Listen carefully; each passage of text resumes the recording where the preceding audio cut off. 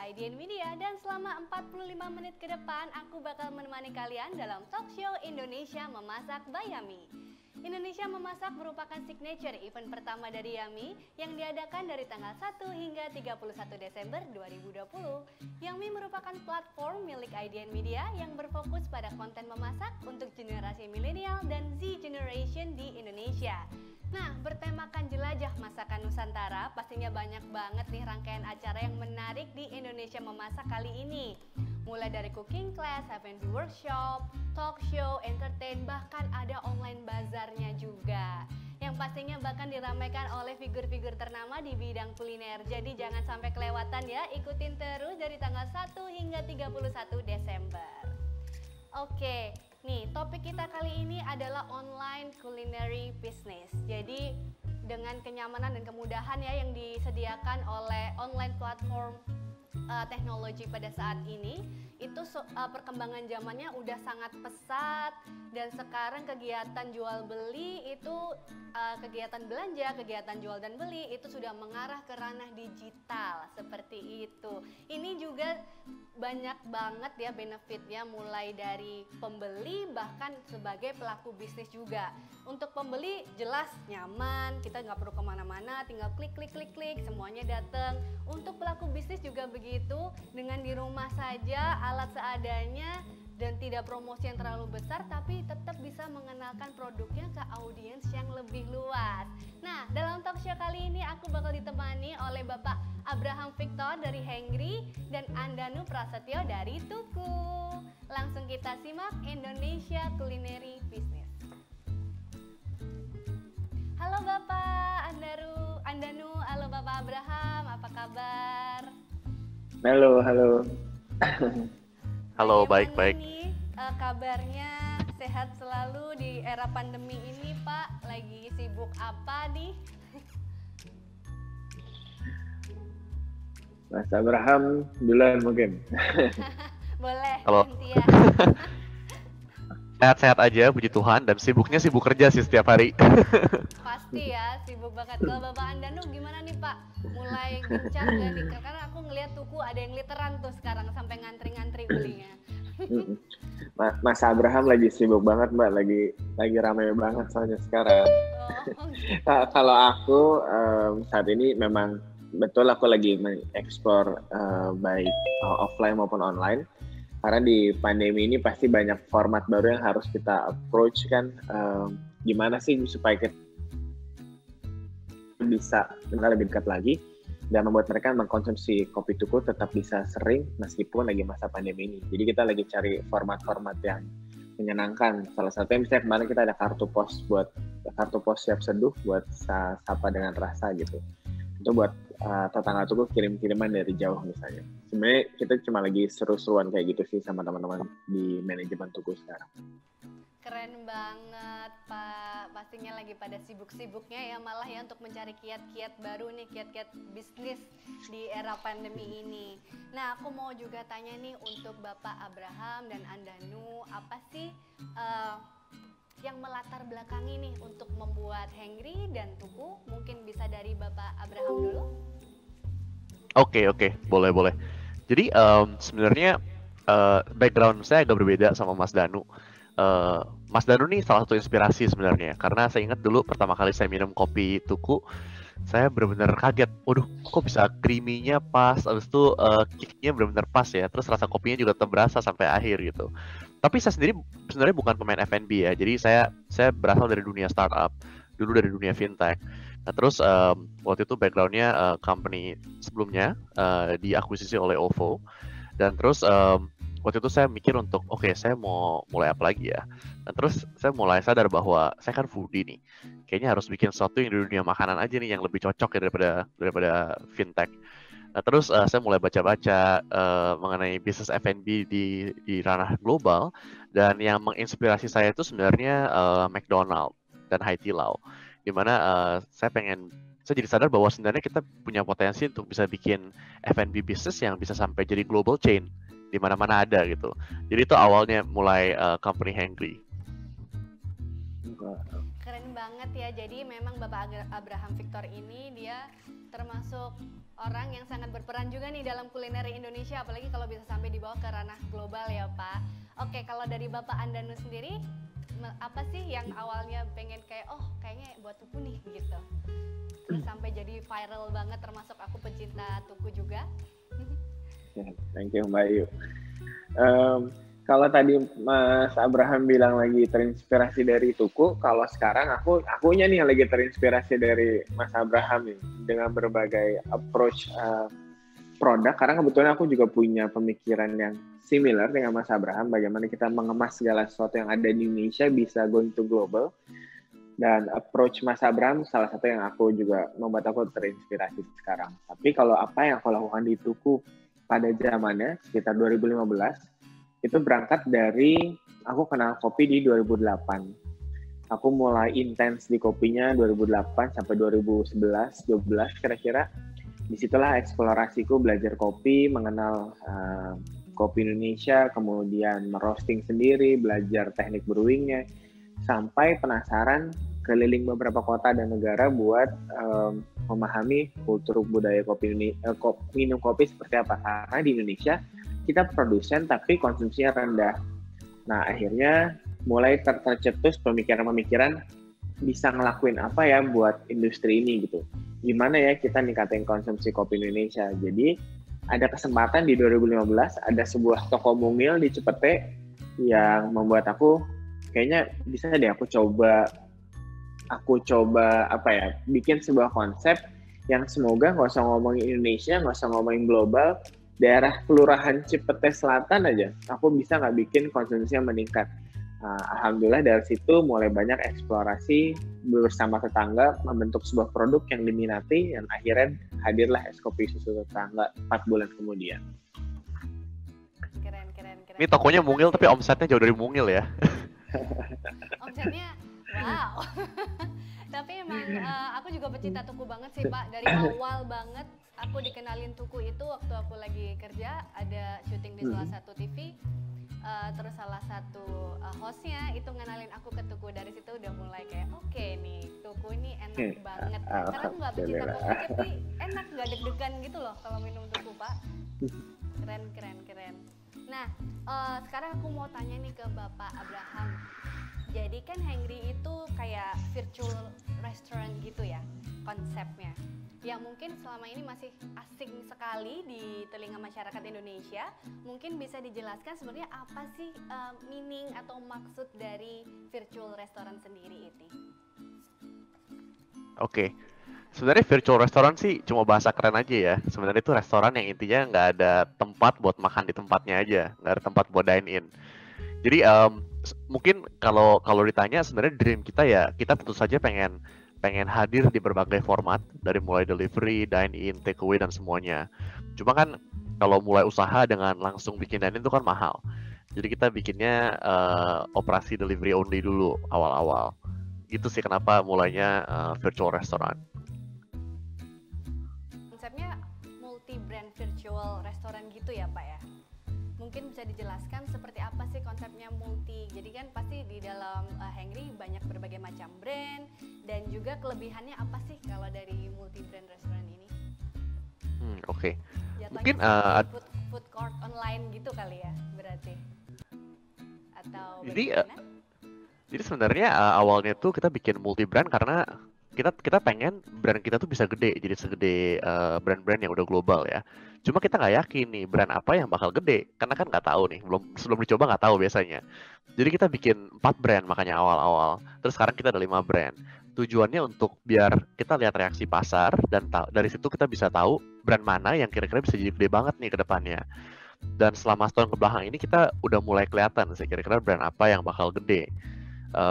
Kayak sekarang kita best sellernya itu Sangyu dan Moon Chicken, itu 2 paling gede ya. Jadi kita kayaknya kita tahu bahwa kedepannya emang 2 ini yang punya potensi paling besar. Dan mungkin alasan kedua kenapa kita bikin multi brand tuh biar hemat sebenarnya. Jadi daripada satu kitchen cuma melayani satu brand, kita coba satu kitchen kita melayani beberapa brand deh, jadi lebih ekonomis gitu. Kalau ada nggak sih Pak tantangannya atau kekurangannya nih, karena kan harus ngirim dari berbagai macam brand yang dipunya, menu yang beragam juga, layan pesan antar, kekurangannya apa dan struggle-nya apa sih yang paling dirasakan gitu? Mungkin kalau dari yang kita pelajari ya, dan kita kan masih pemain baru sekali ya, jadi masih belajar. Yang paling kita belajar banyak itu tentang konsistensi sih. Jadi kita setiap kali kita ngobrol dengan customer, biasa customer kita selalu feedbacknya adalah yang mereka pengen itu cuma satu, konsistensi aja deh. Kalau kita konsisten mereka udah happy. Dan itu yang jujur paling susah sebenarnya. Karena kalau kita punya satu restoran, kan untuk bikin konsisten lebih gampang. Tapi kalau udah punya beberapa puluh restoran, itu udah makin susah. 2 restoran aja udah susah sebenarnya. Jadi kita banyak belajar nih sih tentang gimana cara kita bisa membuat prosesnya itu menghasilkan hasil makanan yang selalu konsisten, kapanpun makanan di order, dan dari cabang manapun. Gitu. Oke, itu tadi ya tipsnya dari Bapak Abraham. Nah, sekarang nih Pak, kan di Hengri ini ada beberapa brand ya. Di sini aku lihat ada nasi kulit Budesari, ayam koplo, Sangyu gitu itu dan kopi dari Pada, ya kan? Itu apa sih latar belakang yang buat Bapak memilih brand-brand itu gitu untuk join di awal-awal Bapak buat bisnis Hengri ini? Oke. Jadi sebenarnya brand-brand kita tuh brand-brand kita sendiri, kita yang mulai semuanya. Jadi kita waktu itu mikirin aja kira-kira yang customer mau tuh apa ya. Kayak misalnya kita tahu bahwa customer suka ayam goreng, makanya kita bikin ayam goreng berbagai varian. Pertama kita mulai dari yang lokal-lokal dulu, terus munculkan kita terakhir itu Korean fried chicken. Terus kita juga tahu bahwa orang suka makanan Jepang, karena itu kita bikin Sangyu. Jadi latar belakangnya sebenarnya mempelajari apa yang market mau sih. Bener, berarti food trendnya harus tetap ngikutin terus ya Pak ya, kalau kayak gitu tantangannya juga ngikutin. Ya betul. Food trend yang orang-orang demand-nya lagi tinggi. Nah sekarang makasih Bapak Abraham, sekarang aku mau tanya ke Bapak Andanu nih, akhirnya ke Tuku juga. Nah kalau tadi kan mengenai membahas tentang virtual restoran. Nah sekarang kan Tuku juga salah satu kedai kopi yang sangat viral banget di semua kalangan, karena harganya ini bener-bener dari kelas C sampai ke kelas A ya, bener-bener bisa ngejangkau semuanya sih. Ini keren banget jadi harganya itu harga market C tapi rasanya rasa udah kayak market kelas A plus gitu loh, enak banget. Nah, semua juga di Jakarta, bahkan sudah sekarang di Indonesia kenal banget dengan kopi Tuku. Nggak ada yang nggak kenal kopi Tuku sih. Dari menjual kopi yang harganya 5.000 sampai disambangi oleh presiden kita nih Bapak Jokowi. Bisa diceritakan nggak sih Pak Andanu pengalamannya waktu disamperin Bapak Jokowi ke sana, terus impactnya apa terhadap bisnisnya sekarang? Ya, thank you Mbak Ayu. Sebenarnya singkatnya, memang saat itu aku pasti nggak ada yang menyangka Mbak. Kita H-1 lagi santai-santai, lagi malam minggu waktu itu. Dapat kabar besok katanya Bapak mau datang. Itu pun udah udah cukup malam, jam 11 malam aku dapat kabarnya. Jadi ya merasa benar atau tidak, dibohongi atau tidak, jadi ya kita bebenah aja gitu. Kita bebenah rapi-rapi, cuma karena pesannya memang Bapak hanya mau mampir terus tidak ada pesan-pesan lagi, jadi ya udah kita menghargai Pak Jokowi, pasti kalau mau datang mungkin cuma mau ngopi, jadi ya sudah kita seperti biasa. Aku pun tidak bilang ke tim barista operasional bahwa akan ada presiden datang. Jadi kita bikin senatural mungkin. Nah, sampai saat itu Bapak Presiden itu datang jam 10 waktu itu. Sampai sebelum itu sih kita di bar sama di luar tuh, aku masih ngobrol kan sama tamu-tamu di luar. Sampai tamu-tamu kan penasaran, kok hari ini agak lebih ramai ya Mas ya. Ada Mas, jadi ada pas pampres tapi dia baju normal kan. Jadi ya, tapi mereka sudah bertanya ini kenapa kok banyak polisi lewat. Apakah presiden mau lewat Cipete? Aku cuma senyum-senyum aja nggak tahu. Sampailah dia, akhirnya pun aku masih santai 5 menit sebelum kedatangan. Kayaknya presidennya mau kesini, beneran mau kesini ya? Apa mau ke Tuku? Akhirnya aku bilang, iya Bu, waktu itu Bu siapa ya aku lupa. Jadi tamu baru. Mereka lagi nongkrong di satu kursi. Iya Bu, nanti Bapak akan duduk di sini kebetulan gitu. langsung panik kan. Tapi intinya Oke. di situ pun kita masih merasa senatural mungkin. Baru mulai terasa pas Pak Presiden datang, turun dari mobil, menyapa masuk, mulai deg-degan kecil keluar. Tapi di situ lebih ke arah kehangatan seorang presiden sudah terasa, jadi tidak terlalu canggung saat itu. Betul. Paling canggungnya karena aku bingung mau ngomong apa kan. Iya, Akhirnya iya, di sana iya. aku ajak masuk, menceritakan kopi tuku, kemudian menyajikan minuman. Mulailah obrolan pertama duduk. Pertanyaan pertama yang aku lontarkan memang kenapa Bapak kesini? Pasti dong kan kita nggak tahu kenapa gitu kan. Singkat cerita intinya Pak Presiden Pak Jokowi menyarankan untuk memanfaatkan momentum sebaik-baiknya untuk memanfaatkan kelokalan yang ada di Indonesia ini dan tumbuh sebesar-besarnya dan kalau bisa go internasional gitu. Kalau abis itu ditanya impact-nya seperti apa, kalau berkaca dari segi bisnis pasti ada kenaikan. Namanya di influence sama artis, ada artis aja yang ngepost pasti naik, apalagi orang nomor 1 di Indonesia, dan kami mensyukuri hal tersebut. Tapi yang kami lebih syukuri adalah sebuah moral dari tim yang sangat meningkat. Bagaimana kita tersadar bahwa ini bukan masalah jualan kopi lagi, kita bukan jualan di Cipete lagi. Kita dapat penyemangat dari Pak Presiden bahwa harusnya kita bisa memanfaatkan momentum ini untuk lebih nasional dan kalau bisa go internasional gitu. Dari situ ya akhirnya menjadi sebuah penyemangat tersendiri buat kami untuk berkembang sampai sekarang ini gitu. Keren banget sih, itu pasti suatu kebanggaan tersendiri ya kalau sampai disamperin Pasti, oleh Mbak. presiden kita.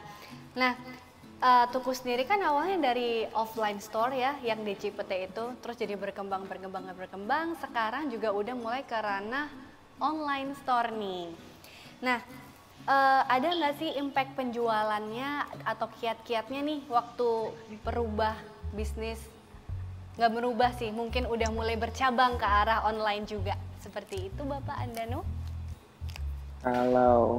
Jadi gini, jadi kebetulan timingnya bersamaan dengan hasil kedatangannya Pak Presiden saat itu di 2017.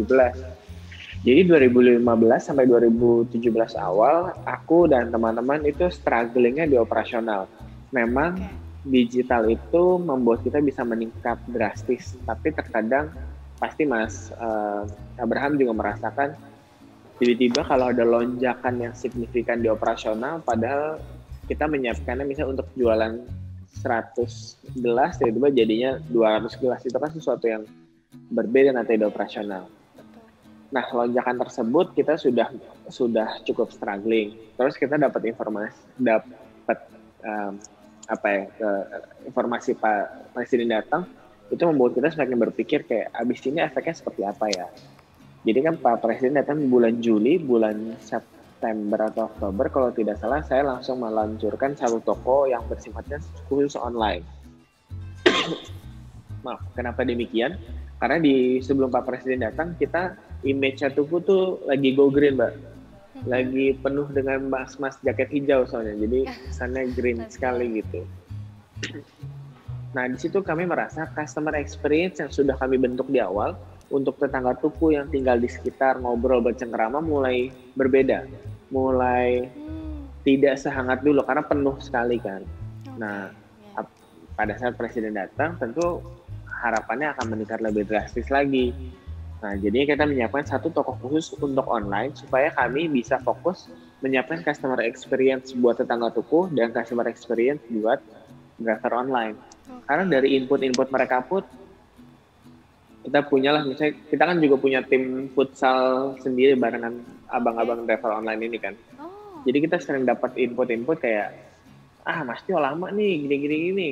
Aku juga jelasin, sabar dong, ini kan panjang, terus tapi panas, kita kan ngantri di luar, oke lah. Jadi kayak gitu kita ambil, makanya kita siapin sebuah tempat yang nggak bayar parkir, terus nongkrongnya lebih santai, terus mereka bisa minum terlebih dahulu buat drivernya. Intinya kenapa demikian, misalnya driver itu saking panasan ngantri di Tuku dulu, abis beli Tuku, dia ke warteg dulu misalnya, beli minum. Nah, minumanku jadi kelamaan kan, nggak nyampe di tamu kan. Nah, makanya kita ngasih minum, kita sampai experience supaya mereka segera berangkat Habis itu mereka bisa segera balik lagi untuk pesan order tuku lagi gitu. Intinya kami mencoba menyiapkan sebuah siklus supaya minuman tetangga tuku yang dipesan dari online sampai ke tangan mereka pun juga terjaga gitu. Tapi drivernya yang mewakili mereka juga kami treat sebagai konsumen tetangga tuku gitu. Oke, jadi memang harus ada kiat-kiat, harus dipikirin lah ya dari bagaimana itu berjalan sampai bagaimana kenyamanannya juga bagi pembeli atau ojol ya, ojek online.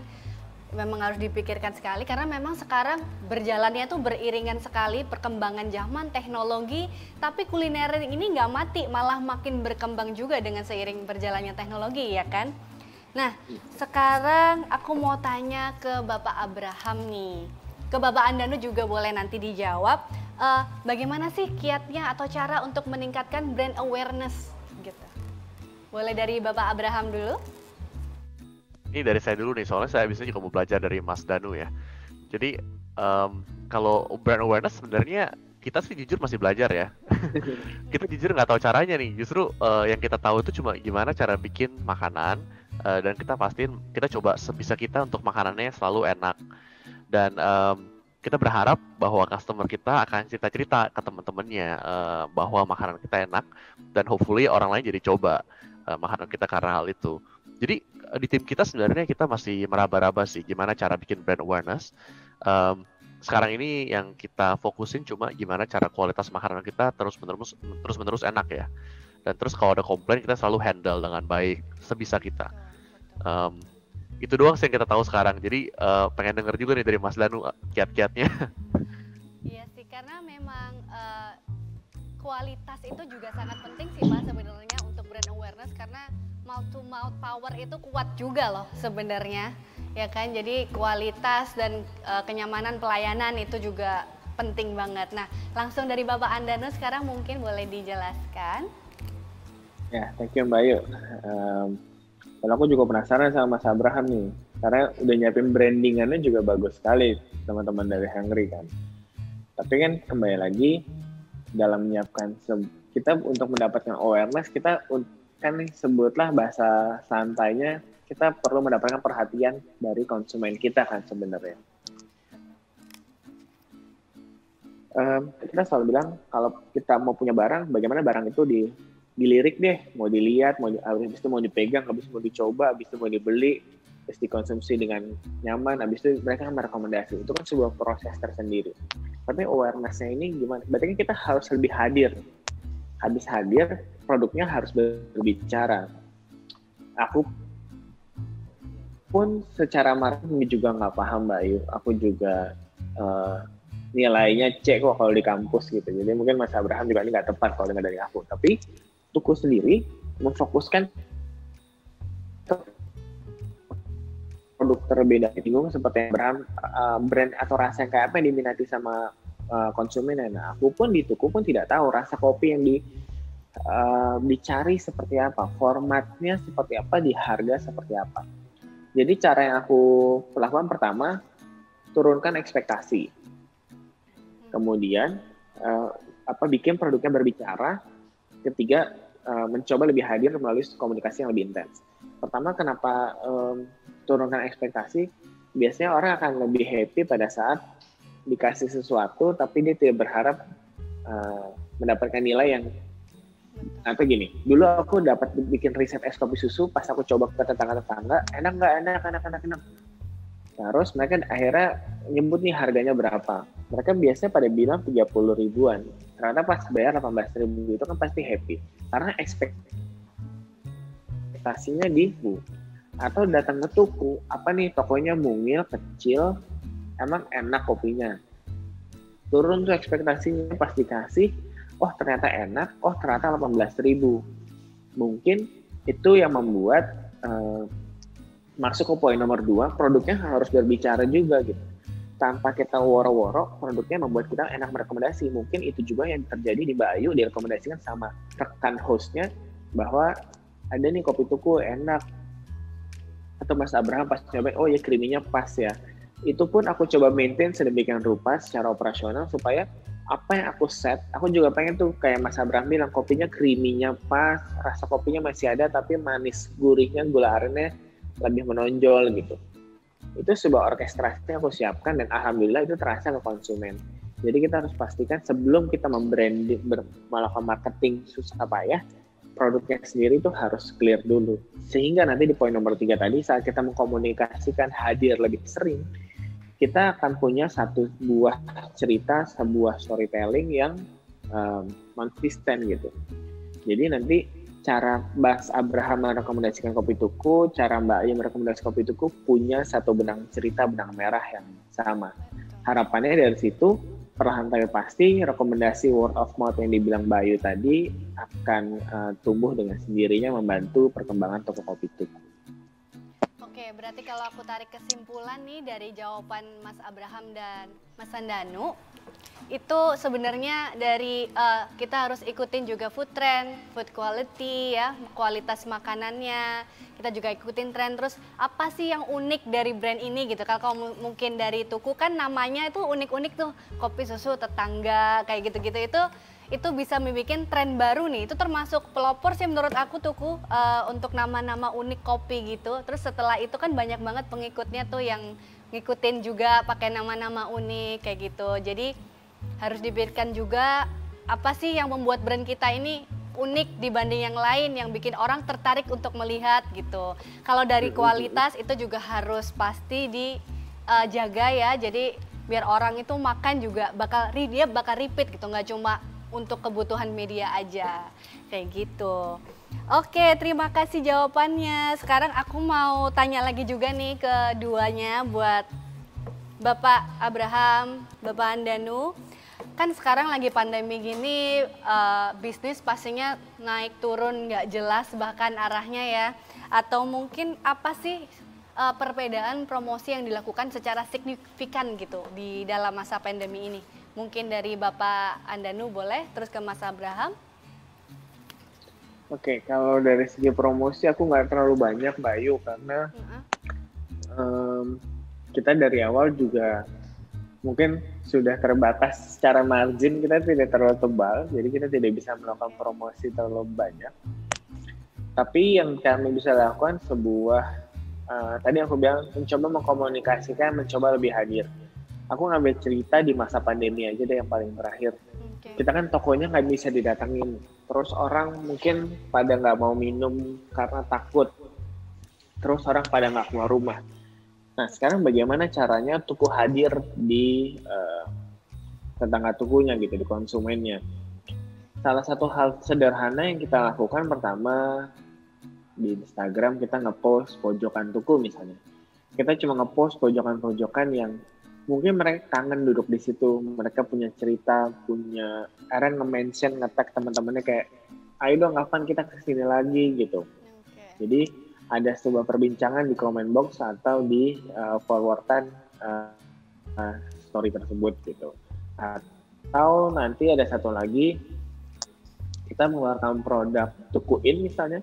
Kita mengeluarkan produk Tukuin itu sebuah susu gula aren kami yang tinggal kami ajak buat tetangga Tuku mengekspor Tuku di rumah, yaitu ngopi di rumah melalui kombinasi Tukuin kami dengan kopi yang ditemukan sama tetangga Tuku di tempat lain. Misalnya dia beli kopi di sebelah rumahnya dari coffee shop, dia beli espressonya, beli kopi hitamnya, terus dicampur sama Tukuin kita.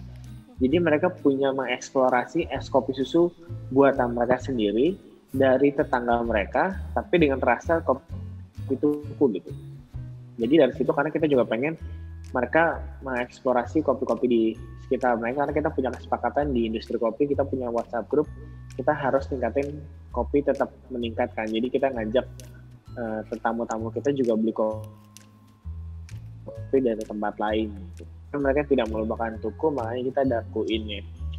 Dan dari situ pun produk Tukuinnya dipakai juga buat bikin kue. Awalnya juga istriku bikin kue pakai Tukuin. Banyak orang-orang bikin puding. Jadi bahkan bikin boba-bobaan. Terus diekspor, dipost kan.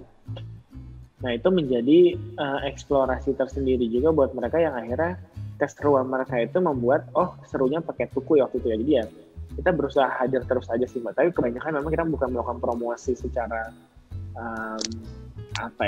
marketingnya, kita lebih menggunakan produk lebih serunya gitu. Kayak kemarin terakhir kita Lebaran, kita berkolaborasi dengan 6616, kita bikin kolaborasi minta maaf melalui produk kopi tuku gitu. Jadi dengan botolan tukucur, mereka bisa nulis minta maaf secara personal gitu. Jadi ntar kopi tukunya disampaikan ke mereka dengan ada tulisan pesan-pesan minta maaf di masa Lebaran tersebut. Gitu. Oke, mungkin dari Bapak Abraham ada tambahan? Ya emang Tuku selalu keren-keren inisiatif-inisiatifnya ya. Kita juga jadi banyak belajar selalu. Dari sisi Hengry, kita sebenarnya nggak ada promo yang berbeda. Kita cuma waktu itu sempat ada inisiatif untuk actually nolong teman-teman kita di driver ojol. Karena kan dulu waktu awal-awal pandemi di bulan Maret, April tahun ini, itu driver ojol impacted banget ya. Jadi mereka banyak cerita kita bahwa omsetnya turun jauh. Tadinya dapat order bisa 10-11 per hari, tiba-tiba jadi tinggal 3. Jadi kita bikin menu khusus di store kita, di mana menunya itu untuk driver ojol. Jadi kita adain campaign hadapi bersama driver ojol, di mana untuk setiap pembelian makanan kita, Rp1.000 akan kita donasikan untuk driver ojol. Dan terus untuk kalau customer kita beli menu yang untuk driver ojol tersebut, itu menunya akan untuk driver ojol, dan keuntungan dari menu tersebut juga akan kita donasikan ke dana yang kita tampung untuk didonasikan ke driver ojol. Jadi waktu itu kita juga lumayan kaget bahwa ternyata animonya lumayan antusias di pasar. Jadi waktu itu kita saya ingat baru punya 4 outlet kalau nggak salah. Jadi setiap harinya itu ada beberapa ratus porsi terjual untuk driver-driver tersebut. Jadi kita secara company juga happy ya lihatnya, karena pandemi ini kan impact ke semua orang, dan kalau kita punya modal sih kita mungkin masih hidup. Cuma orang-orang yang hidupnya itu dari uang harian itu berasa sekali kan. Mereka bisa tadinya makan 3 kali sehari bisa jadi cuma sekali sehari gitu. Jadi itu mungkin hal paling berkesan sih buat kita selama pandemi ini. Keren banget sih itu. Jadi selain mengajak orang-orang untuk berdonasi juga berbuat baik di masa pandemi ini juga bisa untuk meningkatkan tingkat awareness juga ya, dan tingkat pemasarannya dari segi pemasaran. Oke nih, karena sebentar lagi mau Q&A, kita masuk ke Q&A. Aku mau tanya nih yang terakhir ke Mas Abraham dan Bapak Andanu. Apa sih inovasinya ke depan yang akan dilakukan oleh Hengry dan Tuku gitu? Boleh mungkin dijelaskan? Mau Mas Danu duluan atau saya duluan? Mas Abraham dulu boleh. Oke. Kita sebenarnya sih fokusnya sekarang ini untuk luncurin menu-menu baru. Jadi sekarang ini setiap brand kita tuh sebenarnya baru ada 1 menu. Jadi kayak Sangyu cuma ada beef bowl. Terus Munchicken baru ada chicken wing. Kita fokusnya sebenarnya kita pengen luncurin beberapa produk baru ya. Seperti misalnya kita lagi luncurin Sangyu Bento. Kita lagi luncurin Moon Fried Chicken, MFC ya. Jadi ini sebenarnya karena banyak permintaan dari customer juga sih. Jadi customer request untuk kita luncurin produk-produk tersebut. Dan kita pengen respons dengan versi kita. Hopefully pada suka ntar. Oke, terima kasih. Mungkin Bapak Andanu boleh dikasih tahu nih ke pemirsa inovasinya apalagi nih yang terbaru dari Tuku. Tapi kalau dibilang inovasi aku bingung Mbak, aduh apa yang diinovasiin ya. Tapi kalau berbagai hal seru-seruan kita lagi coba eksplor. Tadi aku sudah di awal cerita tentang kartu pos siap seduh, sapa dengan rasa. Tapi ada satu lagi misalnya, ini baru mulai beberapa waktu yang lalu sih. Jadi kita ada ragam rasa tetangga namanya. Ini juga semangat kelokalan yang coba dieksplorasi sama aku. Saat ini Tuku memang dikenal karena kopi susunya. Tapi sebenarnya untuk menghadapi pandemi ini, kita paham bahwa masyarakat Indonesia harus going local. Kita harus lebih lihat barang-barang apa yang ada di lokal supaya perekonomiannya berputar di Indonesia saja. Jadi kita sadar dengan keberagaman sumber daya alam yang ada di Indonesia. Jadi Kopi Tuku juga lagi mengecek bagaimana keberagaman tersebut bisa mempengaruhi rasa yang akan kita tawarkan ke tetangga. Makanya kita kasih nama Ragam Khas Tetangga. Itu sebuah minuman-minuman yang kita bikin dan yang kita eksplorasi misalnya dengan kelapa, dengan jeruk nipis, dengan lemon, dengan madu, dengan beberapa rempah-rempah. Apalagi ya, ada beberapa hal lagi sih. Jadi itu mencoba kita supaya persepsi kopi tuku pun ini bukan masalah kopi tukunya, tapi bagaimana si tukunya selalu hadir di masyarakat lebih dekat lagi dan mempengaruhi keseharian mereka gitu. Jadi ya minuman-minuman ini pun buat yang kayak misalnya kita punya namanya es goes. Itu bisa dicoba nanti teman-teman tuku yang tetangga tuh yang dekat toko, mungkin tidak ada di menu, tapi silakan dicoba diminta ke kasirnya saat memesan. Habis olahraga pesan es goes deh. Itu sebuah minuman kami siapkan buat mereka yang sedang berolahraga, merupakan campuran kelapa, lemon, dan madu gitu. Semoga itu bisa memboost energi tetangga tuku yang datang. Dan ada beberapa minuman lain yang semoga itu akan menjadi eksplorasi yang bisa mengarah membuat kopi tuku bisa berkembang lagi di 2021 nanti. Oke, terima kasih. Semangat terus untuk melakukan inovasi-inovasinya untuk masyarakat Indonesia dan mungkin global, sukses terus. Sekarang ini kita lanjut ke Q&A. Ada pertanyaan nih dari Niken Antio. Ya, pertanyaannya kebetulan ini buat keduanya, buat Mas Andanu dan Mas Abraham. Aku dari tadi Mas sama Bapak terus gak apa-apa ya? Kalau nggak manggil Mas, manggil Bapak gitu. Oke, pertanyaannya buat keduanya, takut kesaing nggak sih katanya gitu, mengingat sekarang banyak banget bisnis yang serupa. Tuh, boleh dijawab mungkin dari Bapak Mas Abraham atau Bapak Abraham dulu. Ini bikin bingung ya, panggil Mas aja dua-duanya kali ya. Mas aja ya, mau Mas aja atau Bapak nih? Mas aja, Mas aja. Mas aja lebih mudah jadinya. Kalau menurut saya semua bisnis yang baik, artinya semua industri yang bagus pasti banyak kompetitor pasti ya. Dan ini berarti industrinya bagus, banyak marketnya gitu kan. Kalau menurut saya di industri ini yang paling penting itu kita ngerti customer maunya apa. Dan kalau sepengertian saya, customer tuh pengennya produk yang kualitasnya baik, terus value for money, artinya mereka merasa harganya worth it. Dan ketiga, service-nya baik. Jadi kalau kita bisa tiga-tiganya ini kita terus-menerus deliver ke customer, itu yang paling penting sih menurut saya. Dan kompetitor di mana-mana pasti ada. Jadi kita fokus ketiga itu aja kalau dari sisi kita. Mungkin dari Mas Andanu boleh dijawab pertanyaan Niken tadi? Ya Niken pasti kan betul, pasti itu sebuah persaingan yang tidak pernah ya. Dan itu jelas terjadi di es kopi susu sekarang gitu. Tapi percayalah, produk, kalau kita berkaca sendiri pun pada gimana sih proses kita memilih produk, apakah betul apabila ada produk serupa tapi harganya lebih murah, kalau harganya lebih murah, apakah udah pasti lebih dibeli? Apakah kalau rasanya memang lebih enak sedikit, udah pasti dibeli? Atau kalau yang satu bundling, apakah juga pasti dibeli? Jadi kita harus menentukan produk kita sendiri mau dilihatnya seperti apa. Yang misalnya di kopi tuku, saat orang beli ke tuku ada 3 aspek yang akan berharap dirasakan, yaitu produk, pelayanan, dan suasana. Kombinasi 3 hal tersebut, aku harap punya cara sendiri untuk kangen sama produk kopi tuku gitu. Dan itu membuat mereka membedakan kopi tuku dengan produk lainnya. Misalnya tadi Mas Abraham bilang kopinya lebih creamy misalnya. Itu aspek produk. Aku pengennya produk itu pas diminum ada rasa itu. Jadi ya itu harus muncul, harus terasa. Dari segi pelayanan, misalnya dulu ada obrolan tamu tetangga tuku yang datang setiap hari, terus dia hamil, tapi dia tetap datang secara rutin.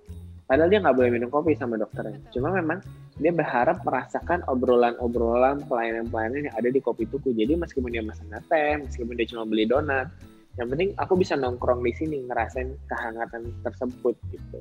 Ya, betul, makanya El Grey pun juga sering dipesan buat orang-orang yang tidak minum kopi di Tuku.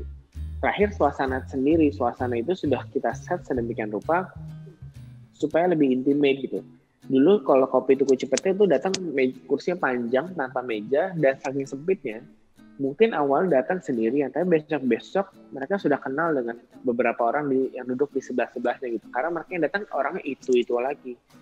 Menurutku itu sebuah keindahan tersendiri yang ada di warung kopi gitu. Dan itu bisa dilakukan di berbagai warung kopi juga, tapi beda lokasi, beda tetangganya, beda kopinya, itu sudah pasti akan membuat kita punya karakter tersendiri-sendiri. Makanya saya tidak melihat bahwa industri kopi ini sedang saturated sekali. Menurut aku malah industri kopi ini lagi mau berkembang. Jadi aku butuh lebih banyak lagi pemain-pemain kopi yang silahkan bermunculan, yang kita eksplorasi rasa kopi Indonesia itu bisa seperti apa lagi, dan kehangatan seperti apa lagi yang bisa kita munculkan melalui sebuah toko kopi gitu. Dari situ akan terlihat benang merahnya bagaimana kehangatan Indonesia, ketimuran orang Indonesia bisa kita rasakan saat menikmati secangkir kopi di Indonesia gitu sih. Oke, jadi dengan persaingan semakin ketat, makin bikin kreatif dan makin bikin untuk semangat membuat apa sih yang beda, apa sih karakter kita, seperti itu ya berarti. Oke, ini sekarang pertanyaan kedua dari Francisca. Ini untuk siapa ya? Atau untuk dua-duanya? Boleh dibesarin mungkin tulisannya?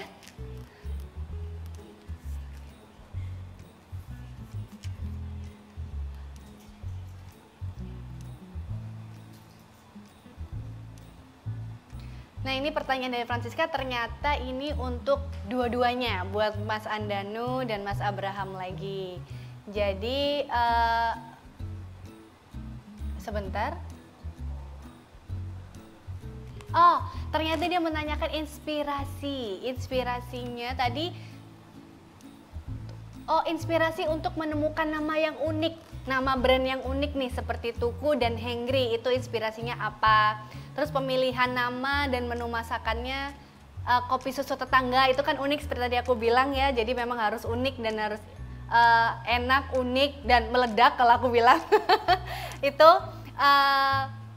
terus ada nasi kulit Budesari. Nah, seperti itu, apa sih kiatnya atau mungkin inspirasinya gitu.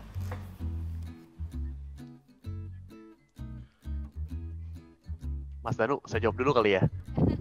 Kalau aku dulu, oh boleh. No, nggak apa-apa, lanjut. Enggak Mas. Oke. Kalau kita sebenarnya nama Hengri itu. Oke, aku. Gini, jadi Kak.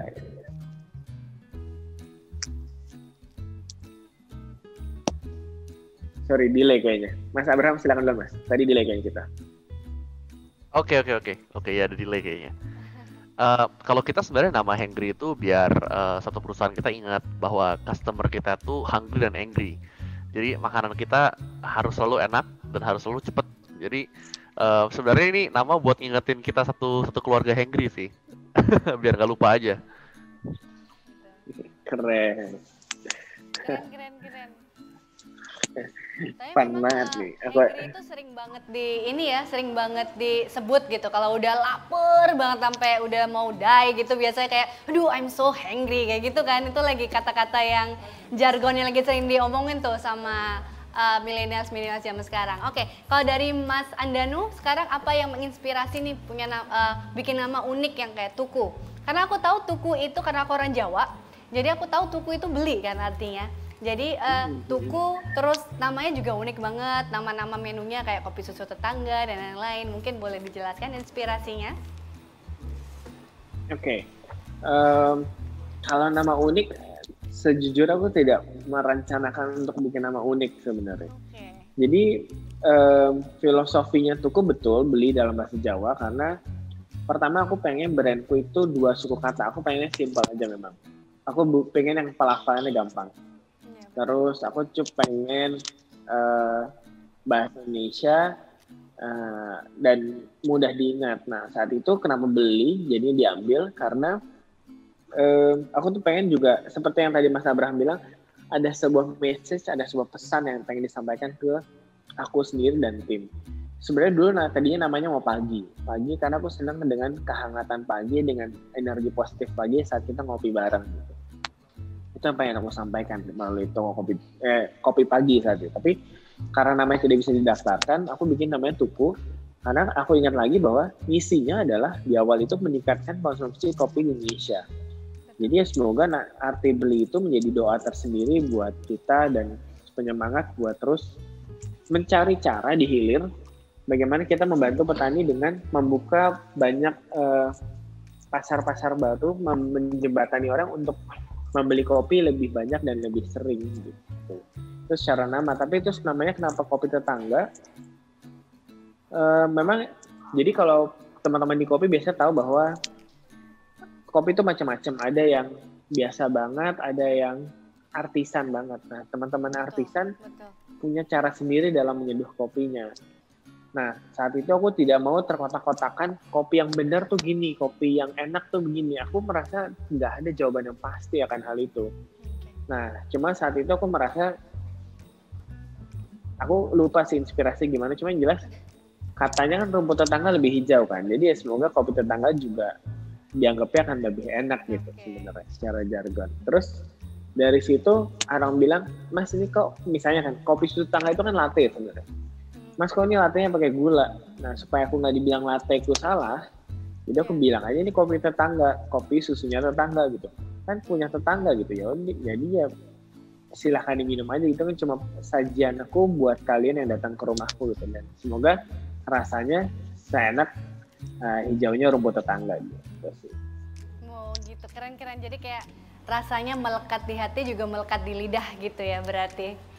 Boleh. Jadi karena emang rasanya rasa yang dari hati, dibuat dari hati, dibuat oleh khasnya Mas Andanu sendiri, khas Tuku sendiri. That's why itu dari situ karakternya kebangun ya Mas ya. Oke. Sekarang ini pertanyaan terakhir ada dari boleh Dinda. gitu, boleh. Ini buat Mas Danu sama Mas Abraham, bakal nambah cabang nggak sih di luar Pulau Jawa dalam waktu dekat? Tuh, pertanyaannya dari Dinda. Mungkin boleh Mas Abraham lagi yang jawab dulu. Oke, ada rencana untuk buka di luar Jawa. Jadi kita akan buka di Bandung dulu di bulan ini, buka outlet pertama. Terus kita ada rencana untuk buka di kota-kota lain termasuk Bali dan tentu saja pulau-pulau lainnya juga ya. Jadi itu rencananya akan tahun depan. Jadi sabar-sabar ditunggu dan yang penting kalau udah dibuka dicobain dan dibeli ya. Tuh buruan ya dicobain dan dibeli, jangan didukung terus bisnis Hengri dan Tuku biar Mas Danu dan Mas Abrahamnya makin melejit. Oke, dari Mas Andanu mungkin? Kalau dari aku belum ada sih, tapi secara toko belum ada, tapi secara produk kita ada beberapa kota-kota besar yang mau kita sajikan di luar Pulau Jawa. Tapi kalau di Pulau Jawa rencana di aja tetangga Tuku yang Tuku punya lokasi yang sama serunya, bisa dibentuk yang kita bisa ngumpul hangat, nongkrong bareng. Boleh di DM ke Kopi Tuku. Harusnya tuh bisa buka di mana sih gitu. Aku yang di luar Jawa pengen di mana. Tapi selama lokasinya hangat yang bertetangga, kita akan coba consider untuk buka ke sana sih. Didoain aja. Keren banget, karena memang udah di mana-mana ya. Jadi ada di salah satu platform online juga ya Mas ya untuk beli yang literan itu kalau nggak salah. Jadi mungkin bisa dicoba. Terima kasih juga. Ini Q&A kita udah habis. Sekarang aku mau kasih tahu juga nih ke kalian semua kalau kita adain challenge. Jadi challenge-nya itu kalian bisa bikin sendiri makanan atau kalian beli makanan. Terus difoto, di-share ceritanya apa sih inspirasi kalian dalam membuat makanan itu atau membeli makanan itu. Kayak misal aku suka banget atau gimana-gimana. Itu difoto yang cantik, di-share, di-tag ke Instagramnya Yami juga, ke Instagramnya yami.idn dan Indonesia Memasak by Yami. Jadi di-tag kedua Instagram, jangan lupa juga di-share semua inspirasinya, apa yang membuat kalian, story kalian dibalik membuat atau membeli makanan itu. Terus jangan lupa dikasih hashtag IMY2020 dan IMYTS2 ya. Dan ini bakal dimulai periode postnya dari tanggal 4 sampai tanggal 17. Jadi dari tanggal 4 sampai tanggal 17 kalian boleh tuh share-share foto, bikin makanan yang unik, yang keren juga di foto. Nanti bakal ada hadiahnya. Hadiahnya bakal diumumin tanggal 23 Desember. Jadi tanggal 4 sampai tanggal 17 kalian boleh post, boleh share. Nanti tanggal 23 akan diumumkan nih. Oke, Mas Abraham, Mas Andanu, terima kasih banyak sekali ilmu yang diberikan atas waktunya dan sharing-sharing tentang Tuku dan Hengri yang pastinya sangat bermanfaat ya buat kita, buat aku juga belajar sekali di sini. Apalagi buat penonton kita pasti mudah-mudahan makin bermanfaat juga untuk mereka. Kalau aku ambil dari kesimpulan, yang penting berarti harus tetap berinovasi, kreatif, tidak takut berinovasi, kreatif, konsisten, dan yang pastinya harus membuat sesuatu yang berkarakter. Jadi jangan buru-buru gitu, mau buat dipikir dulu mau buat apa, pelan-pelan dipikirin baru nanti bisa, insya Allah bakal jadi kayak Mas Andanu dan Mas Abraham kayak gini. Oke, terima kasih semuanya. Oh iya, acara Indonesia Memasak by Yami ini juga diselenggarakan atas dukungan berbagai media partner nih. Ada IDN Times, popbella.com, popmama.com, ggwp.id, duniaku.com, Female Radio, Scarf Media, USS Feeds, GNFI, Good News from Indonesia, Bahama FM, Prambors, Delta FM, iRadio, Metro TV, Kaskus, UMN Radio, dan Mustopo Radio. Selain itu, acara Indonesia ini diselenggarakan juga atas dukungan dari School Partnership oleh Bina Mutu Bangsa dan Budi Mulia II Kulineri. Gitu, baik Mas Andanu dan Mas Abraham, terima kasih atas waktunya, terima kasih atas ilmunya untuk sekali lagi saya ucapkan. Terima kasih. Terima kasih.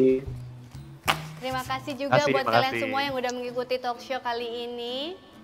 Mudah-mudahan sangat bermanfaat. Jangan lupa juga diikutin terus Indonesia Memasak by Yami dari tanggal 1 hingga 31 Desember ya. Dipantengin terus karena banyak banget rangkaian acara yang bisa kalian ikutin tuh di situ. Oke, terima kasih. Kami tutup talk show kali ini. Terima kasih semuanya. Sampai berjumpa di talk show selanjutnya. Bye-bye. Terima kasih.